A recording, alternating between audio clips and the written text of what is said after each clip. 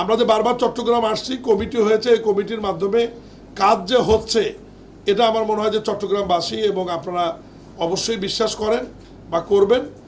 আমাদের প্রয়োজন হলে আমরা আবার আসব, বারবার আসব।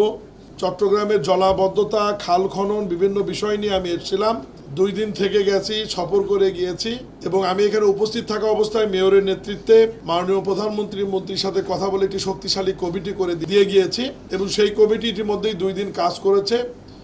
যেহেতু মাননীয় প্রধানমন্ত্রী নিজেও চান যে চট্টগ্রামের জলাবদ্ধতা যেন একটা ভালো পর্যায়ে আসে, যাতে মানুষের কষ্ট না হয়, জলাবদ্ধতা যেন না থাকে, একবারে যে শেষ হয়ে যাবে এটা আমরা বলছি না, বা হতেও পারে, কিন্তু আমরা এটা গ্যারান্টি দিতে পারছি না। আমরা যেহেতু কাজ করছি, এই জন্য আজকে এই সংশ্লিষ্ট যারা সকল মন্ত্রণালয়ের দায়িত্বপ্রাপ্ত ব্যক্তি এবং নৌপরিবহন মন্ত্রী, আমি এবং ভূমিমন্ত্রী ঢাকা থেকে এসেছি এবং পরিকল্পনা এবং অর্থমন্ত্রী চট্টগ্রামের কৃতি সন্তান বিএনপির স্থায়ী কমিটির অন্যতম সদস্য জনাব আমির খসরু মাহমুদ চৌধুরীর নেতৃত্বে আমরা খালগুলি পরিদর্শন করেছি এবং আজকে আমরা ঢাকা থেকে আসার পর আমরা 3 প্রতিমন্ত্রী আমরা সাগরের মধ্যে, নদীর মধ্যে নিজেরাই গিয়েছিলাম। এই খালের প্রবেশ মানে মুখগুলি যেগুলি নদী বা সমুদ্রকে কানেক্ট করেছে, সেগুলো ড্রেজিং বা পরিষ্কারের দায়িত্ব যেহেতু বন্দর কর্তৃপক্ষের, তারা সঠিকভাবে করছেন কি না বা ভবিষ্যতে কি করবেন এই বিষয়গুলো সরজমিনে আমরা দেখে এসেছি। আপনারা জানেন যে চট্টগ্রামের জলবদ্ধতা, এখানে যদিও আমরা টেকনিক্যাল লোক না, কিন্তু আপনাদের সঙ্গে কথা বলে শুনে শুনে যেটুকু বুঝেছি, বিষয়টা অত্যন্ত একটা ক্রিটিক্যাল বিষয় জোয়ার ভাটার সাথে, কিন্তু এটার অনেক কিছু মিল রয়েছে এখানে। এই জন্য অনেক কিছু বিষয় এখানে আমাদের ইঞ্জিনিয়াররা, টেকনিক্যাল লোকজন তৈরি করেছে। এখানে সুইচ গেট নির্মাণ করা হয়েছে, পানির পাম্প সেখানে সন্নিবেশিত করা হয়েছে এবং এমন কিছু সুইচ গেট রয়েছে যেখানে পানির প্রেসারে গেটটা খুলে যাবে, আবার জোয়ারের প্রেসারে গেটটা বন্ধ হয়ে যাবে, এরকমও কিছু সুইচ গেট আমাদের আছে। কিছু খালের কাজ ওনারা সমাপ্ত করেছে, খালের উপর সেখানে ওয়াকওয়ে নির্মাণ হবে এবং সেখানে আবার আমরা নেটিংয়ের ব্যবস্থাও করতে বলেছি। মানুষকে সচেতনতার জন্য এখানে কিন্তু মেয়র মহোদয়, মাননীয় 2 মন্ত্রী মহোদয় কিন্তু এখানে বক্তব্য রেখেছেন। তারপরেও আমাদের দেশের মানুষকে আমরা বারবার বলার পরও কতটুকু সচেতন করতে পারবো এটার গ্যারান্টি এবং এটার নিশ্চয়তা দেওয়া মুশকিল। আমাদের এই দেশের মানুষকে কিছু কিছু ক্ষেত্রে আমরা অনেক বিষয় বাধ্য করাতে হয়, তখন তারা সেটা করে। এই জন্যে আমরা নেটিং ব্যবস্থা চালু করব খালের উপর দিয়ে, যাতে তারা কোনো ময়লা আবর্জনা হাতে খালে যাতে ড্রপ করতে না পারে এবং সেখান থেকে সিটি কর্পোরেশন থেকে ডাস্টবিনের ব্যবস্থা করে দেওয়া হবে যাতে সেগুলো ভালায় এবং সিটি কর্পোরেশন সেগুলো কালেকশন করবে। আজকে আমরা মাননীয় অর্থ এবং পরিকল্পনা মন্ত্রীর নেতৃত্বে যে 4-5টি খাল পরিদর্শন করলাম, সাংবাদিক ভাইরাও ছিলেন।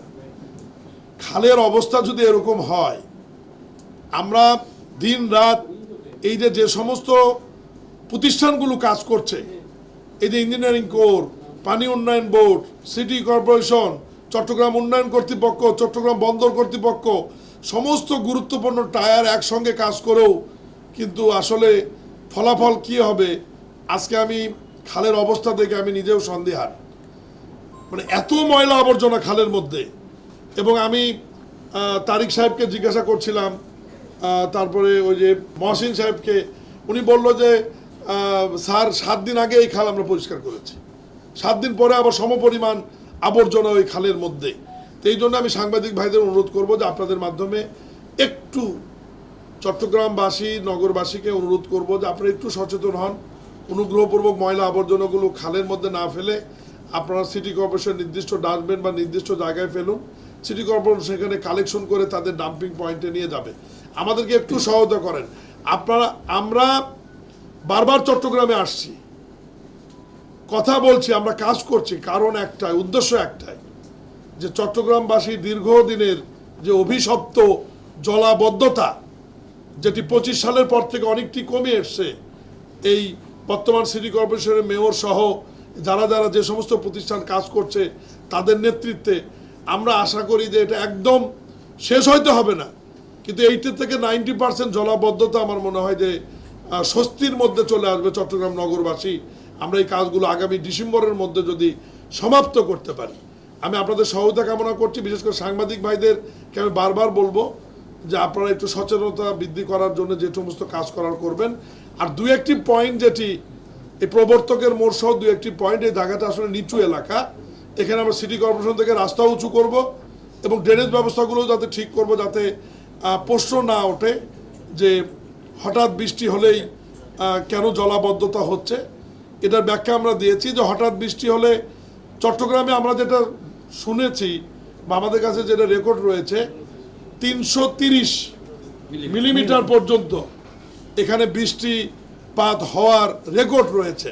তো 330 মিলিমিটার পর্যন্ত যদি বৃষ্টিপাত হয়, আমরা মহান আল্লাহর কাছে দোয়া করি, প্রার্থনা করি যাতে এত না হয়। যদি হয়, আপনি যত চেষ্টাই করেন না কেন 2-4 ঘন্টা জলজট থাকবেই। এটা কিন্তু জলাবদ্ধতার মধ্যে পড়বে না। আস্তে আস্তে পানিটা নিষ্কাশন হয়ে একটু সময় লাগবে, এই সময়টা আমাদেরকে দিতে হবে। তবে মাননীয় প্রধানমন্ত্রীর নির্দেশে আমরা যে বারবার চট্টগ্রাম আসছি, কমিটি হয়েছে, এই কমিটির মাধ্যমে কাজ যে হচ্ছে এটা আমার মনে হয় যে চট্টগ্রামবাসী এবং আপনারা অবশ্যই বিশ্বাস করেন বা করবেন। আমাদের প্রয়োজন হলে আমরা আবার আসব, বারবার আসব এবং জনগণের ভোটে নির্বাচিত সরকার হিসাবে মাননীয় প্রধানমন্ত্রীর সহ আমাদের যে জনগণের প্রতি যে দায়বদ্ধতা রয়েছে, এই দায়বদ্ধতা থেকেই আমরা জনগণ যাতে ভালো থাকতে পারে, নগরবাসী যাতে সুখে শান্তিতে বসবাস করতে পারে এবং তারা সর্বোচ্চ নাগরিক সুবিধা নিয়ে যাতে চট্টগ্রাম নগরে বসবাস করতে পারে, এর জন্য যা যা করার প্রয়োজন আমরা করব ইনশাআল্লাহ।